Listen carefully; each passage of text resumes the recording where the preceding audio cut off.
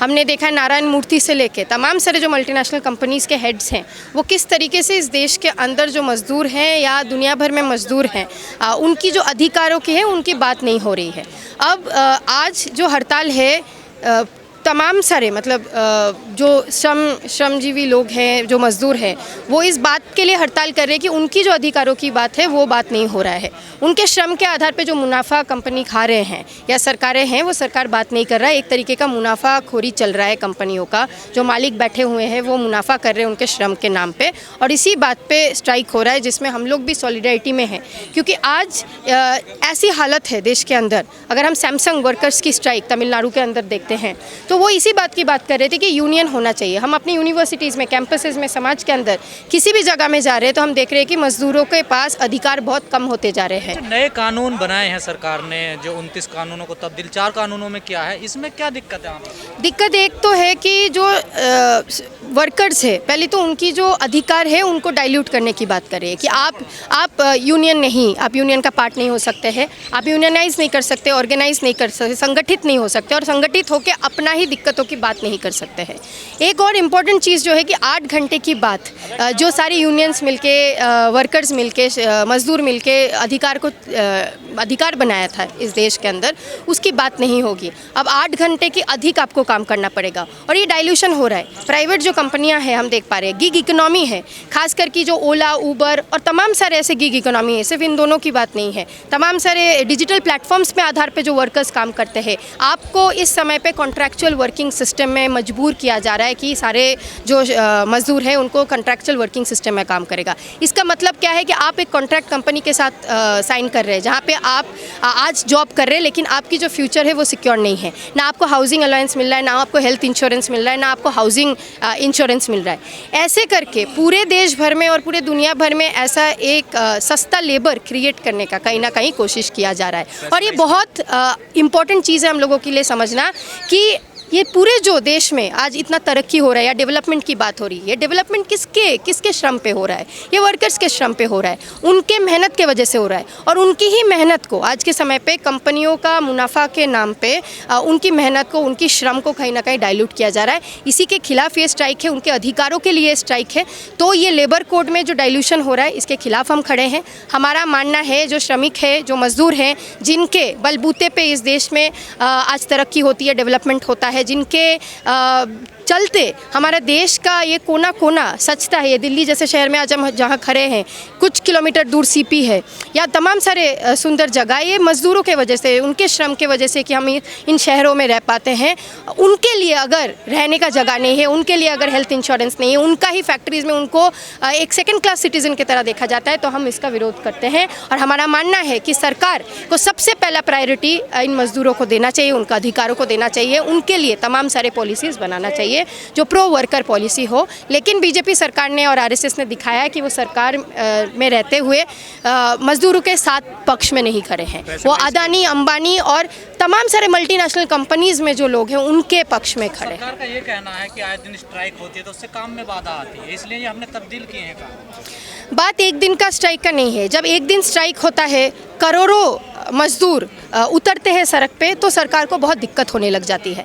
हम पूछना चाहते हैं यही सरकार तब क्यों नहीं सोचता है कि जब मजदूरों को उनके काम से निकाल दिया जाता है, अचानक से कॉन्ट्रैक्चुअल वर्किंग सिस्टम में एक महिला को बोला जाता है कि नहीं, अगर आज आप काम पे आ रहे हो, आप प्रेग्नेंट हो गए हो, तो महिला हैं आपको कभी भी काम से निकाल दिया जाएगा। आपका श्रम का कोई वैल्यू इस देश के अंदर, इस समाज के अंदर नहीं है। हम देख पा रहे बहुत सारे ऐसे लेबरर्स हैं जो माइग्रेंट लेबरर्स हैं, जो माइग्रेंट वर्कर्स हैं, हमारे शहरों में काम करने आते हैं, गांव से अपना जगह ज़मीन छोड़ के काम करने आते हैं, कभी भी उनको काम से निकाल दिया जाता है। और तब सरकार नहीं सोचती कि उनको निकालने के वजह से कितने दिक्कतें उनको हो रहा है।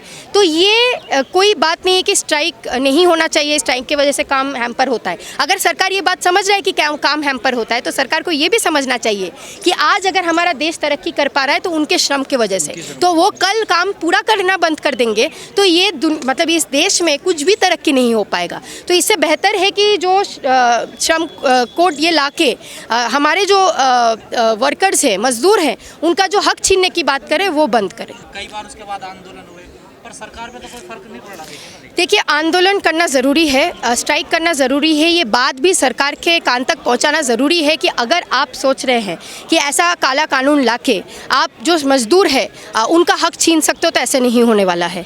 किसानों के साथ हम लोगों ने देखा 2020-21 के जो समय था, कोविड का दौर था, उस समय पे एक कानून मतलब बहुत सारे कानून लाए गए जहाँ से खेती को ख़त्म करने की बात की जा रही थी, MSP ना देने की बात की जा रही थी।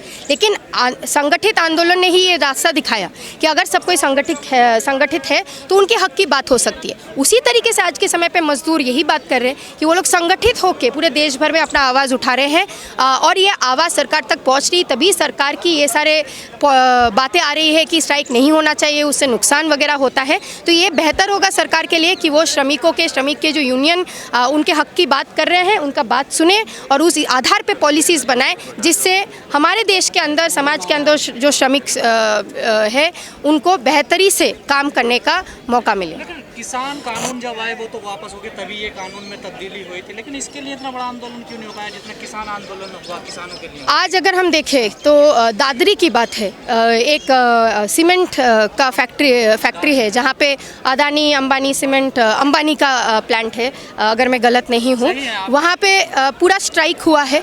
और ऐसा नहीं है कि वर्कर्स नहीं समझ रहे, मजदूर नहीं समझ रहे हैं।